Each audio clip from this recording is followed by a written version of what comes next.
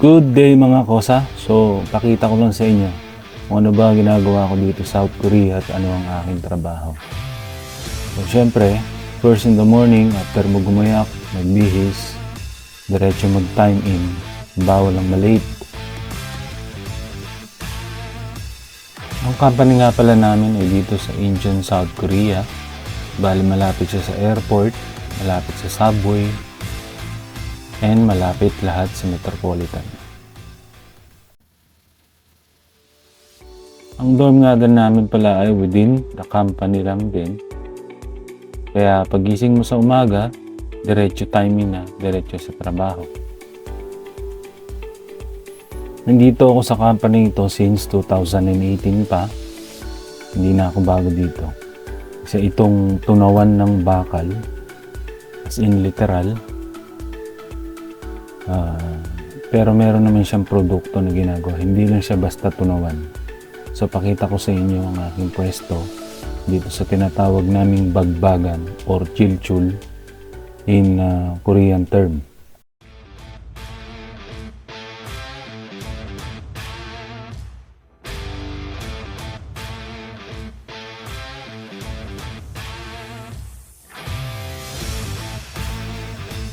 Bagbagan siya kasi after na maibuhos ang bakal doon sa may mga molde, dito sa pwesto namin lumalabas yung final product na naibuhos once na siya ay tumigas at lumamig.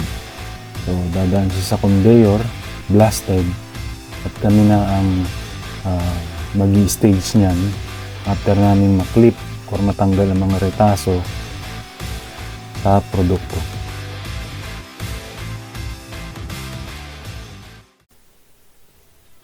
Ang toka ko rito ay ang mag-drive ng forklift.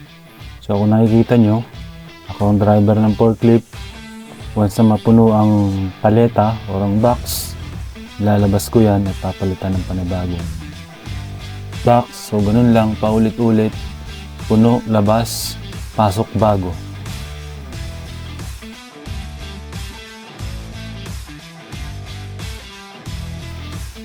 Dalawang conveyor ang meron kami dyan. Ibig sabihin, dalawang box ang kailangan mong palitan. Once mapuno ang isa, papalitan mo yon at andito sa may bandang likuran ko, pag napuno din yun, papalitan mo ng box.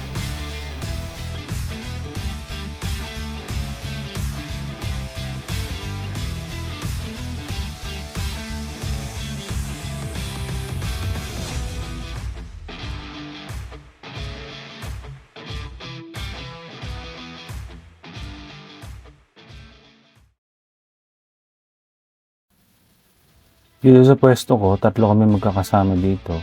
Pero hindi kami Pinoy lahat dito. Ako, and then isang from Indonesia, and from China. So kung titingnan nyo, triangle location kami ng South China Sea.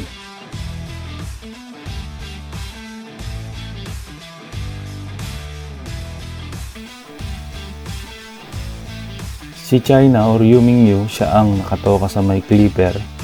Ang clipper na yan, ang tawag namin na alligator clip. Siya ang pumuputol o naghihiwalay ng retaso sa produkto.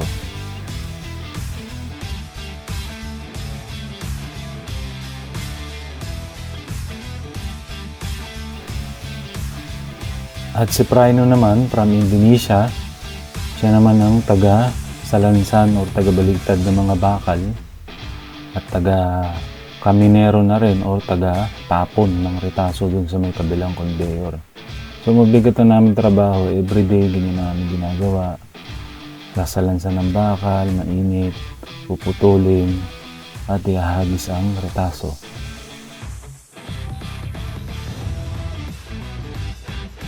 Sa pwesto namin, may time na kailangang alisto ka, mabilis ang kilos, mabigat ang trabaho, puro buhat.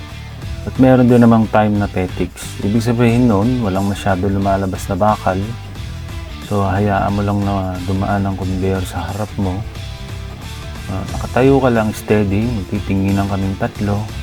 At minsan mag-aasaran, magbibisitan. Ganun lang ang araw na dumadaan sa amin dito.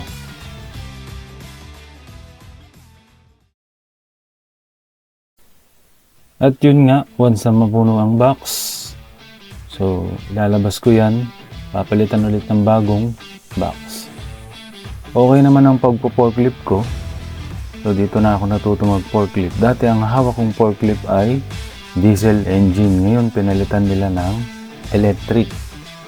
So, dati ang hawak ko ay Doosan forklift. Ngayon, pinalitan ng Clark electric forklift. So, para sa akin, mas okay ang diesel engine kasi mas mabilis at mas malakas ang makina, mas kaya niyang buhatin ng mga mas mabibigat dahil nga baka lang kami rito. So, no choice ako kundi gamitin yung forklift na yun dahil yun ang gusto ng management. At ang isang nakakapagod sa pagpo-forklift ay ang pag-akyat at pagbaba mismo sa forklift. Kasi from sa taas, sa conveyor, once na mapuno na, kailangan ko ulit bumalik ng forklift and then pagpalit ng box, bababa ka na naman. At kung makikita nyo, ang pwesto ko ay hindi siya ganun kalawak.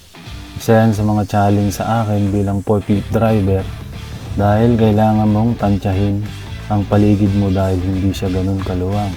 Hindi ka pwedeng rat-rat dito dahil tatamaan mo ang mga pader.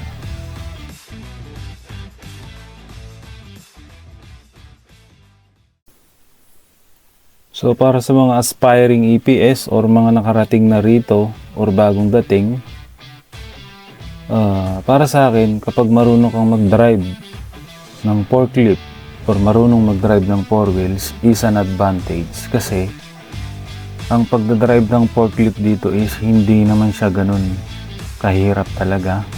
So lalabas naman sa sarili mo ang pagiging driver once na mahawakan mo ang manubela.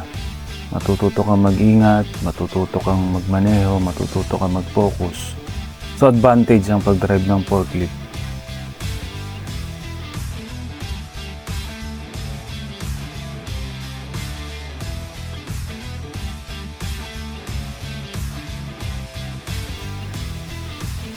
So hanggang sa muli mga kosa, ito lang muna ang video na i-share ko sa inyo. Sa susunod mag-upload ulit tayo ng ibang videos tungkol sa aking trabaho dito sa Turuan ng Bakal sa Korea. Maraming salamat.